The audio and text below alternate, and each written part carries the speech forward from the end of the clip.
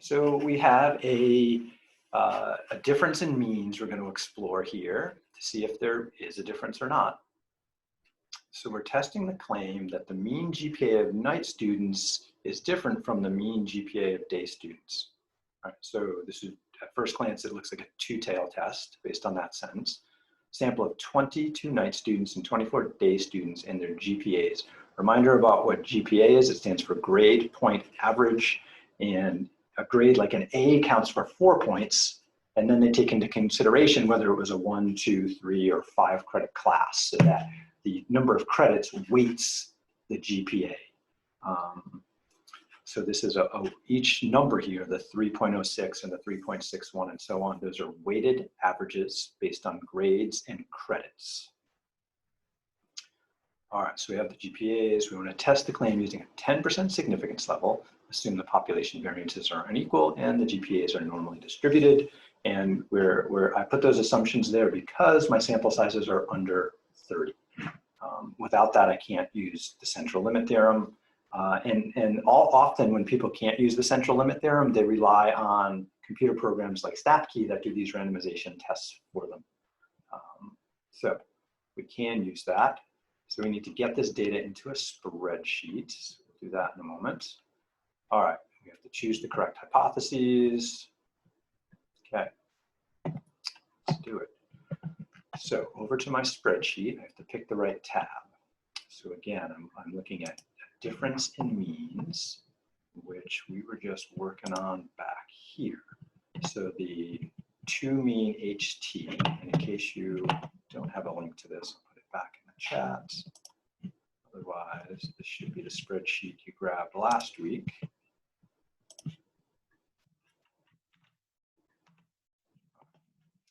And then whenever I reuse one of these, just in case I needed this one, which many people that use this spreadsheet might want that one still, I'm going to duplicate it, rename it. You could leave it as copy if you want, but I'm going to call it 2 mean HT. It's going red there because I can't name two of these the same thing. And then the important thing to do next is just highlight both those columns and delete it so we don't have any accidental data in there. And then I need to go grab, and again, it's got to be column 1 has to be my first group and column 2 has to be my second group. So I don't want to just grab everything and try and paste it in here. So the first group are just these numbers. Ooh, it grabs those too. It's a pain. Okay, so we'll have to do this. Highlight all of it. Paste it off to the side. I'm going to zoom out to do this.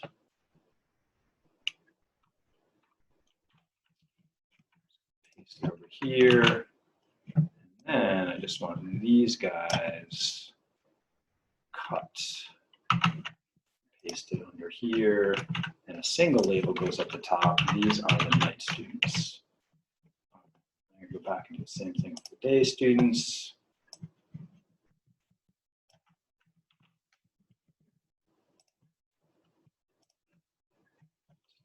Those. Just grab the day numbers, paste those in, label them as day. Let's double check I have those in the right order.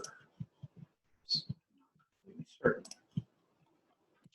All right, test the claim that the mean GPA of night students is different from the mean GPA of day students. Okay, so I'm going to take that as I want to take night minus day. So I do have that in there right. Any other clarification here on that? Just the order they were given. Okay, so I'm going to go with the order they were given. So back to my spreadsheet. I have the data in there. And now it's going to calculate the right stuff. Next thing I have to do is double check my hypotheses. And the first sentence here said you are testing the claim that the mean GPA of night students is different. Okay, so that's not equal. And not equal happened to already be there. So this is a two-tailed test. Computer says there's 22 night students and 24 day students. And if I look back here, it matches. So it appears I did copy the data incorrectly. So I have the right counts. All right, so mean GPA of the night students was, let's move this up a little more, 3.27-ish. And mean of the day students was 3.07-ish, 3.069. The difference, so this one right here is my sample statistic. A difference in means of about 0.2-ish. Is that a significant difference? Seems like a big difference to me. Let's see what the computer says. So degrees of freedom, we're using the simple version, which is 1 minus the smaller of those two counts, so 21. That's used to get the t-score. The standard error is a wee bit complicated, but I got the formula in there for us. T is in there for us. Okay, p-value, is that the right p-value? This says it's using the two-tail version, and that's good because I want a two-tail p-value. Cool, so it's got the right thing. So it says the p-value is 0.0194. So I'm going to draw a picture of this. To draw the picture, I need to know the null hypothesis value. I need to know the sample statistic. I need to know the t-score and the p-value. So I'm just going to pull this off to the side for a minute to help me draw my picture. So new page. We have mu night students minus mu day students. So let's see, this is a difference in means.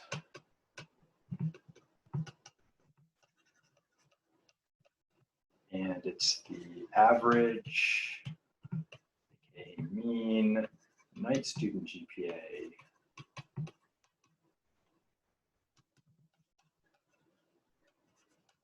minus the average day student GPA. And I'm writing that out right now because that's going to help me write my conclusion later.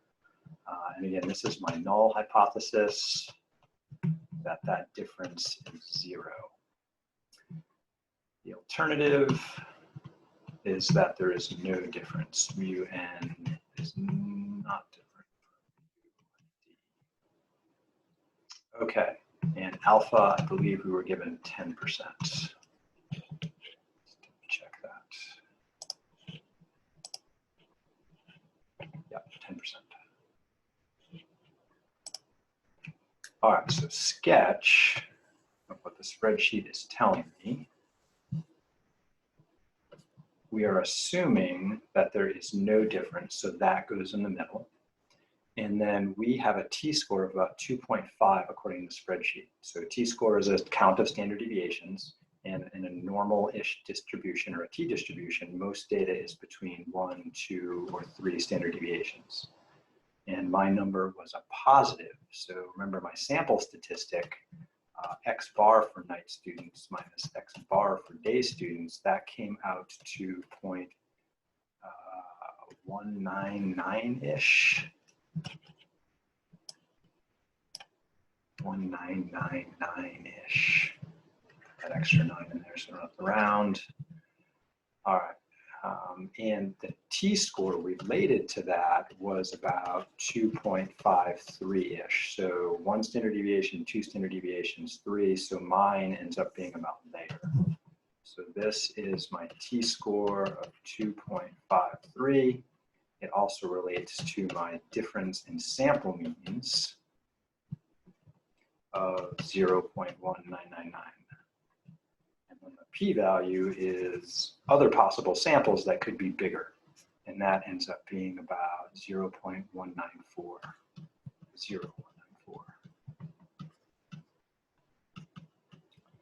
So I expect that other similar samples of night and day students, there's a 1.9% chance of finding another sample with a difference higher than my difference of 0.199 when I was expecting there to be no difference. So that's the interpretation of the p-value.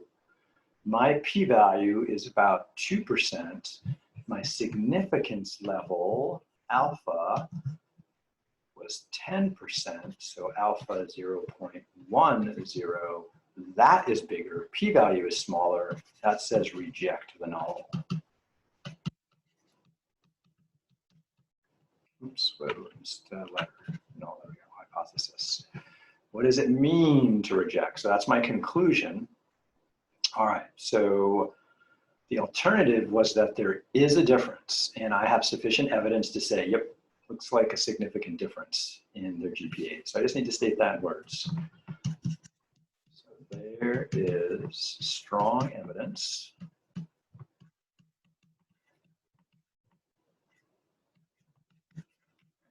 that the mean GPA of night students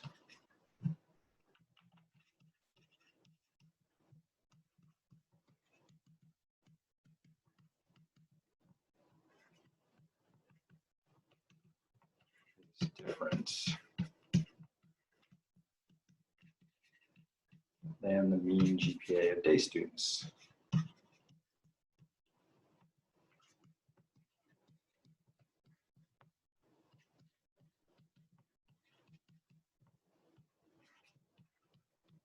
So again, typically to get your conclusion down, you got to know what each variable means. And then either you have strong evidence to support the alternative hypothesis about those two groups, or you don't have evidence to support in words what that alternative hypothesis means. So in this case, we do. Last example, we didn't. So it goes. I could double check that this is right by throwing this into stat key. So that's a pretty quick test. I'm going to show that right now. This data is actually set up to plug into stat key pretty easily. I can just highlight the night first, just to the edge there, and copy it. Go over to stat key. And then what are we doing? We're doing a hypothesis test. So I'm in this column. And then we have a difference in means. So that's this test here. So I go there and then edit the data. And I just replace theirs. And again, I have mine set up like they do here, where it's label value. I'm going to leave the label value at the top. My first group's got to go first. So my night students go first. And then new line, I can throw the day students in there. So this particular one was set up to go into stat key easy. Actually, I think I'm going to get rid of the label. Let me go over here. Over difference in units, edit data. Huh, do I have a different tab somewhere I'm missing? Yep, right there. Okay, too many tabs. You go away. And then paste those in. And the reason I think I'm going to get rid of the label value, because this has a comma and this has a tab, and the computer might get confused by those. I'm not sure. Might not. And I'm just going to uncheck this box here. Sometimes computers are fussy. All right, so there's my data, and then the null is set. There's my difference in sample means of about 0.2. Remember, I called it 0.1999. Generate thousands of samples. Should be good. This is a two-tail test. Ooh, did I use the right test in the computer? I think I double-checked that. I'm not sure now. Here I plug 0.2, because that's what stat key says. All right, and stat key automatically picks a one on the other side. P-value is the sum of these two. So 0.01 plus 0.01 is 0.02. Let's see, is that similar to the spreadsheet? Spreadsheet is over here. Yeah, that rounds to about 2%. And double check. Yep, it's still using the two-tail. I think I did check that earlier. That is not the right conclusion, which I already wrote my conclusion on the other page. So what I was just doing, I was just checking. If I give this data to stat key, does stat key give me a similar p-value? And the answer is yes, stat key gave me a similar p-value. So for this sample data I plugged in, entering my sample statistic on the right side, because it's a positive number, stat key reproduces a similar lower difference. And then these two numbers are my p-value combined, because it's a two-tail test. So about 2%. Cool. Hope that was helpful. Let's see where this problem go. So down here, we enter our hypotheses. I already wrote those in my notes. Sample statistic is just the difference in those two means. We got that, p-value, correct decision, and then, yeah, cool. We already wrote that down. All right, stop.